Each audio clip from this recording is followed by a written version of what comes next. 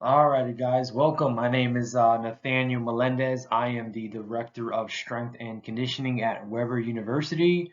I'm going to be talking about microdosing for in-season basketball. If you have any questions about this presentation, I can be reached via my email, nathanielmelendez@gmail.com, or via direct message at natemelendez_. So I want to get and give credit where credit is due. Microdosing, the first time I heard microdosing in season was by Corey Schlesinger. He was at the Phoenix Suns, and now I believe he is at Texas men's basketball. I never met him, but my first introduction to in-season microdosing was done through him. So I definitely want to give credit where credit's due. So I took what he did and applied it, and I made it my own. All right, so what is microdosing as it relates to in-season training? So microdosing is breaking one large piece into smaller pieces.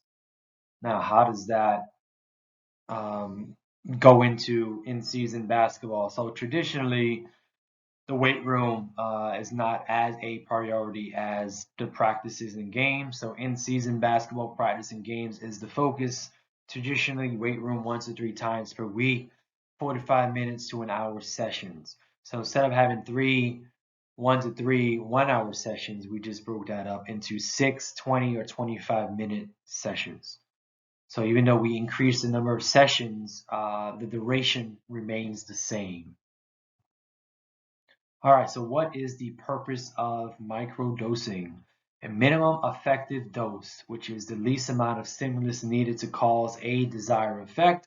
Now, you may ask yourself, what is the ideal state for performance before you start receiving diminishing returns, before it becomes harmful, before it leads to overuse injuries, strains, tendonitis, that sort of deal. So, again, minimal effective doses. What is the least amount of stimulus needed to cause a desired effect?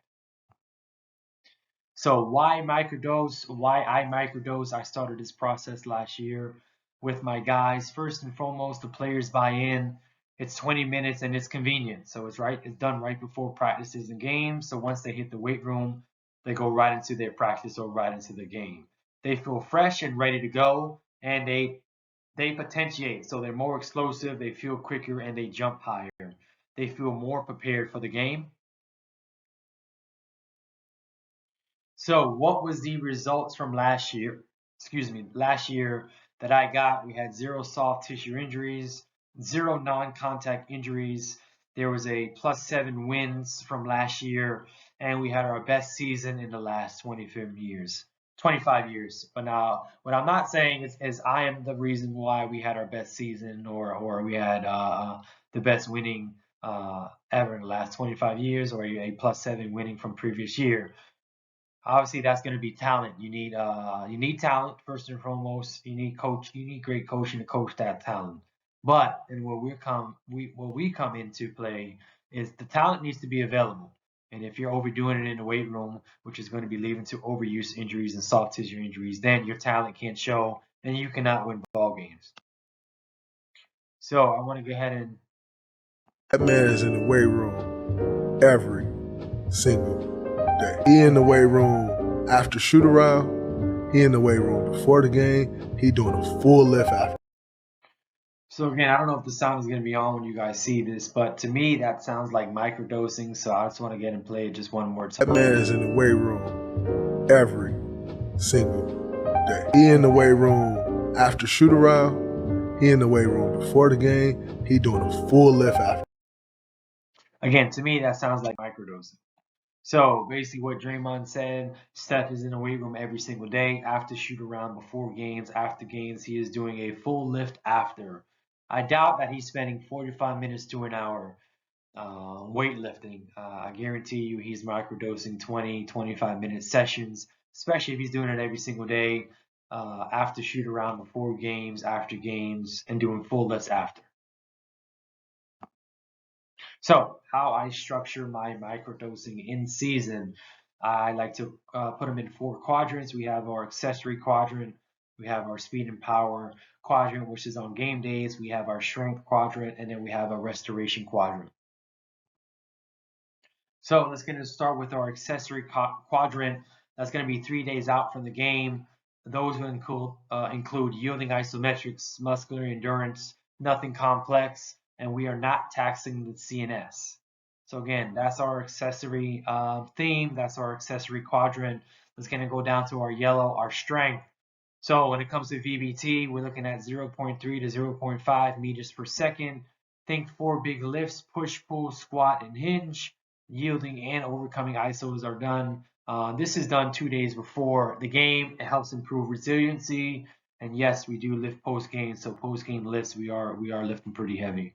So with that, yes, our CNS is going to be taxed. There's a term called keeping the high days high. Again, especially if we're doing our post lifts, our post game lifts. So you figure we have our speed and power, we have our game, and we have our strength. Again, keeping our high days high. Then if we go to the top right, the green quadrant, that's our speed and power.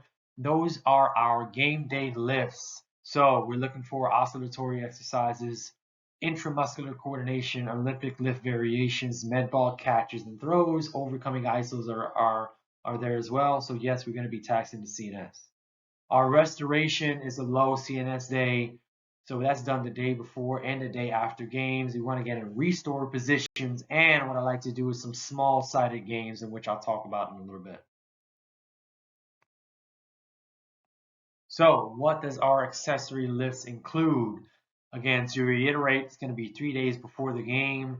Think of muscular endurance during that time. Think bicep curls, tricep extensions, calf raises, and then some exercises you may see in this video. So with that, we have our reverse lunge, TRX reverse lunge. We have our tib raises. Now we have some ISOs. So we have a wall sit with our dumbbells. We have our adductor ISOs, and then we have our ISOs for our glutes and for our hamstrings. So I'll play that one more time. Again, we have our reverse lunges. We have our tib bar, and then we go right into our ISOs. We have our wall sits. We have our adductor ISOs, and then we have our glute and ham ISO.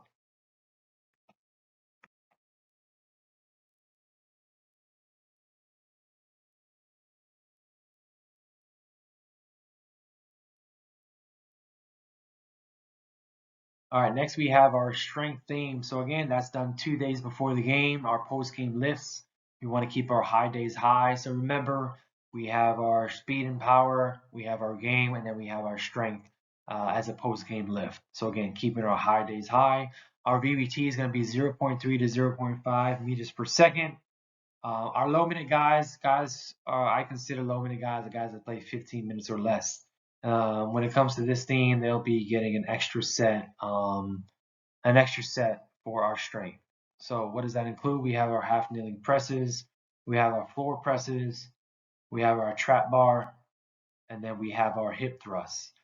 And then we'll also have our safety bar as well. So again, push, pull, hinge, and squat during our strength days. That's how you can kind of categorize it. So again, half kneeling press, we have our dumbbell floor press, we have our trap bar deadlift, and then we have our hip thrust and safety bar squats as well.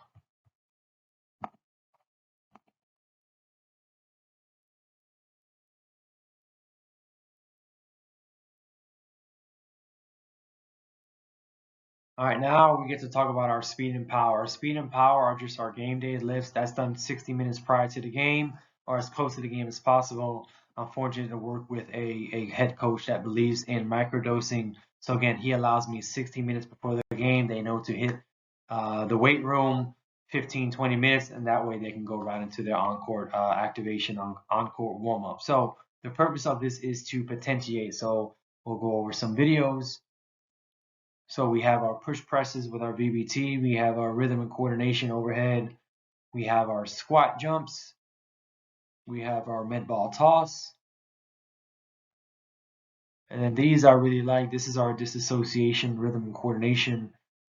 We have our single leg explosive, we have our rhythm chop, we have our catches, we have our rotational power. And then the last one is going to be our skater throws, we have our adductor isos, we have our oscillatories, and then we have an explosive press. I'm sorry. Our explosive for the hinge, and then we have our again rhythm and coordination, disassociation, and the last one you see is just an overcoming ankle iso. So I'll play it one more time. Again, push press, rhythm and coordination, overhead press. We have our squat jumps. We have our med ball toss. And then for the next video, we have our disassociation, rhythm and coordination. We have our med ball explosive throw, explosive. We have our rhythm and coordination there. And then we have our catches, and then we have our landmine rotational. And then for our last video, again, skater jumps. We have our adductor isos, oscillatory, and then we have our hinging as well. And then association, little Franz Bosch, and then we have our overcoming isos, our ankle isos as well. Now we have our restoration. So the purpose of our restoration is to increase our recovery. So it's gonna be a low CNS days. So that includes some yielding isometrics. The purpose, obviously, you want to get and restore our range of motion. That day we also do our small-sided gains, which is our 1v1s, our shooting drills, 1 dribble, 1v1, 2 dribble, 1v1, no dribble, 1v1. Let's get and take a look at the video. Again, that's our pigeon pose with our lat reach. That's our loaded T-spine rotations. And then we have our banded adductor. Let's get and play that one more time. Again, lat, pigeon pose, loaded T-spine, and our banded adductor as well. All right, let's get and talk about our low minute guys. Again, I consider low minute guys those that play 15 minutes or less. So they are responsible for doing conditioning at the end of the game or the next day. I rather do an assault bike instead of just running them to death. So they know on the assault bike they have to hit 85 calories in another 4 minutes and 30 seconds. For the low minute guys, they may get an extra round of small sided games. They may get an extra set in the post game lifts. All right, just to reiterate, we have an accessory lift, that's 3 days out. We have our strength, that's 2 days out, and it's a post game.